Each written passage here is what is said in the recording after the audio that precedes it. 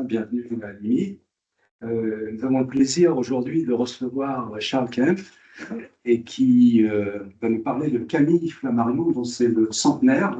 Camille Flammarion a disparu il y a un siècle. Et donc, cette conférence marque un peu cet événement. Et donc, Charles Kempf est ingénieur. Il est aujourd'hui à la retraite, mais il est diplômé de l'École nationale supérieure des mines. Et il est surtout chercheur dans le domaine du spiritisme et aussi d'Alan Kardec, que c'est bien. Il a eu l'occasion d'entrer en contact avec le spiritisme lors d'un voyage au Brésil dans les années 80, par là. Et puis, voilà, il a contribué au mouvement spirit français, puis au mouvement spirit international. Il a été amené, comme ça, à prendre plusieurs fonctions, plusieurs responsabilités dans différentes instances dirigeantes du mouvement spirit, notamment en devenant président de la Fédération Spirit française. Voilà. Et donc, il connaît particulièrement bien le sujet, et il est donc tout indiqué pour nous parler de Camille Flammarion, qui, parallèlement à sa carrière de scientifique, ça a été un très grand scientifique, grand astronome, il a été notamment celui qui a popularisé l'astronomie en France. Et puis, mais parallèlement, Camille Flammarion était aussi un pionnier de la métapsychique, et donc il a contribué au développement de la métapsychique. Et donc, sans plus tarder, je passe la parole à Charles Kempf pour qu'il nous en dise plus. C'est là où il y a la grande question, est-ce que Flammarion était spirit ou pas? La réponse, c'est clairement, pas tout à fait. Parce que, voilà, il était convaincu de l'authenticité des phénomènes, donc c'est ce qui développe dans les forces naturelles inconnues.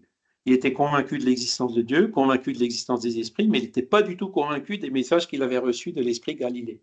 Donc il dit, ces pages astronomiques ne m'ont rien appris, je ne tardais pas à en conclure qu'elles étaient que l'écho de ce que je savais et que Galilée n'y était pour rien, et que dans ces exercices, il est très facile de s'abuser soi-même et de croire que notre main est sous l'influence d'un esprit différent d'une autre.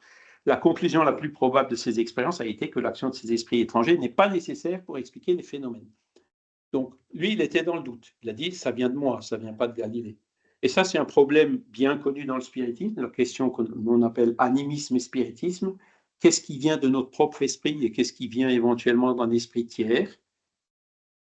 Quel que soit le médium, il y a toujours un mélange des deux. Le meilleur médium qui soit, il y aura toujours 10-20% qui vient de lui. Et un médium débutant, par exemple, il y aura 80% qui vont venir de lui et seulement 20% de l'esprit. C'est un problème qui est bien connu, mais c'est là où Flammarion, il a gardé, là aussi pendant toute sa vie, le doute. Lui, il a dit, ma médiumnité, c'était pas Galilée, ça venait de moi. Alors que Kardec, certainement, ils ont eu de longues discussions avec Kardec. Kardec lui a dit, non, c'est justement parce que tu connais l'astronomie que Galilée s'est servi de toi pour écrire ses messages. Vous voyez? Et c'est là tout le dilemme, une des grandes difficultés de la médiumnité, c'est ça, de savoir qu'est-ce qui vient de nous et qu'est-ce qui vient d'un autre esprit. Il y a des moyens de le reconnaître avec pas mal de certitude, mais on n'arrive pas au 100%, c'est pas possible. Alors, il fait quand même une petite, il met un bémol, il dit, alors, je me hâte d'ajouter toutefois que cette opinion n'engage ici que mon expérience personnelle. Il y a, assure-t-on, des médiums absolument mécaniques qui ne savent pas ce qu'ils écrivent, qui traitent des sujets ignorés d'eux, et même qui écriraient en langue étrangère, ce serait là une condition différente de celle dont je viens de parler. Alors, il écrit ça, moi je pense qu'il l'a certainement vu, parce que chez Kardec, c'était avant, les sœurs Baudin, par exemple, elles parlaient avec Kardec, et puis pendant ce temps, elles écrivaient quelque chose de complètement différent de ce qu'elles parlaient. Ou alors, il y avait des médiums aussi qui écrivaient une chose avec une main, autre chose avec une autre main en même temps. Là, ça devient beaucoup plus difficile de dire que ça vient que du médium et qu'il n'y a pas d'influence extérieure. Donc, il le reconnaît en disant, moi, j'ai un doute par rapport à ma médiumnité.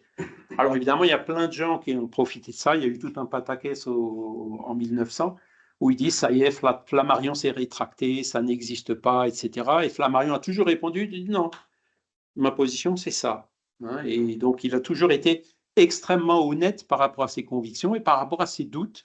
Donc c'était un doute légitime, c'était pas un doute systématique, hein, si je peux le dire comme ça. Voilà.